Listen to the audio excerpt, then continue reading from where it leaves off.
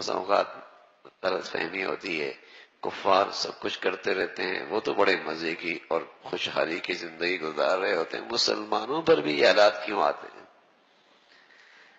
تو جب تک یہ کلمہ گو ہے، کلمہ پڑھنے والا ہے، تو اللہ کے بندوں میں تو ہے نا، اللہ کے پیارے بندوں کے صف میں تو ہے، اس کو سزا جلدی ملے گی۔ ایک واقعہ لکھا ہے، بڑا سبق آموز ہے۔ ایک عیسائی، ایک مسلمان، دونوں زندگی کی آخری سانس لے رہے ہیں۔ اس موقع پہ اس عیسائی کے دل میں خواہش پیدا ہوئی کہ مجھے اس موقع پہ مچھلی مل جائے۔ اللہ نے فرشتے سے کہا جاؤ اس کے گھر میں تالاب ہے، مچھلی ڈال دو، اس کی یہ خواہش پوری کر دو۔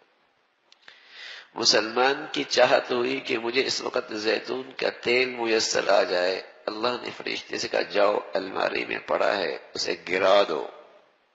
کہ اے اللہ، امت انسانیت کا بھلا ہو جائے گا، اسم کی حکمت بتا دیجئے۔ فرمایا ہاں، یہ جو نافرمان ہے، مرنے کے بعد کی زندگی کا انکار کرتا ہے، عیسائی ہے، اس کی دنیا کے لحاظ سے ایک نیکی باقی ہے، میں چاہتا ہوں اس کی خواہش پوری ہو اور اس کا بدلہ وہی پورا ہو جائے، میرے پاس آنے کے سوائے سزا کے اور کچھ نہ ہو۔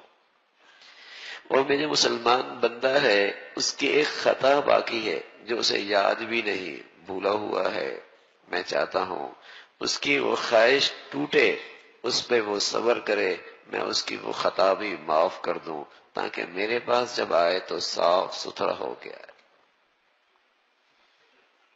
صاف ستھرا ہو کے۔ تو بس اوقات اللہ اپنے بندوں کو آزمائشوں میں ڈالتا ہے اور ایسا یہ صاف ستھرا ہوتا ہے جیسے خزاں کے موسم میں درخت پر ایک بھی پتا نہیں رہتا۔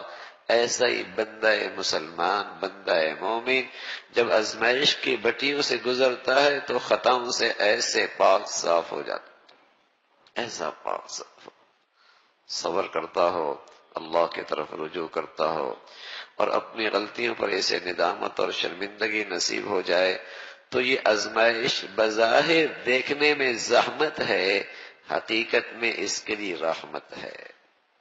یہ تکلیف دیکھنے میں بظاہر زحمت ہے، حقیقت میں اس کے لیے رحمت اور خیر کی چیز ہے۔